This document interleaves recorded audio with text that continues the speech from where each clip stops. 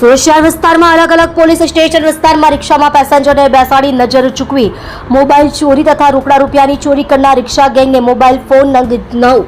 જેની કિંમત રૂપિયા 65,000 તથા રોકડા રૂપિયા 20,000 તથા એક ઓટો રિક્ષા જેની કિંમત રૂપિયા 70,000 મળી કુલ કિંમત રૂપિયા 1,55,000ની મત્તાના મુદ્દામાલ સાથે પકડી પાડતી Udhna police station surveillance team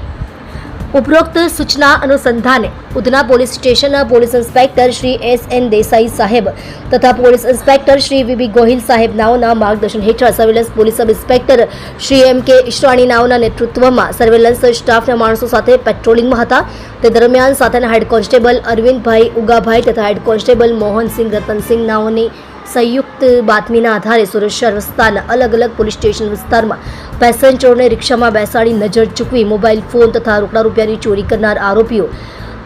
નામે અખ્તર ખાન ઉર્ફે બબાલ મુખ્તાર ખાન પઠાણ ઉંમર વર્ષ 24 ધંધો શાકભાજીની લારી રહે ઘર નંબર 483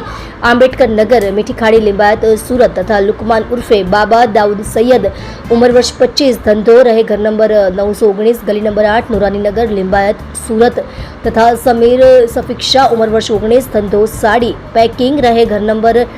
159 ખાનપુરા મદીના મસ્જિદ પાસે લિંબાયત સુરત તથા તબરેક સલીમ ખાન ઉંમર વર્ષ 34 ધંધો રિક્ષા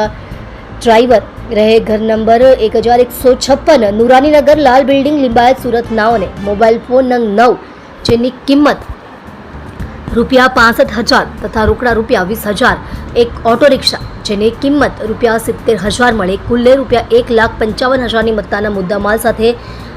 પકડી ઉપરોક્ત પોલીસ કર્મચારીઓએ ખૂબ જ સારી અને પ્રશંસનીય કામગીરી કરેલ છે. તમે જોઈ રહ્યા છો SD ન્યૂઝ ચેનલ ફેઝર શેખની સાથે.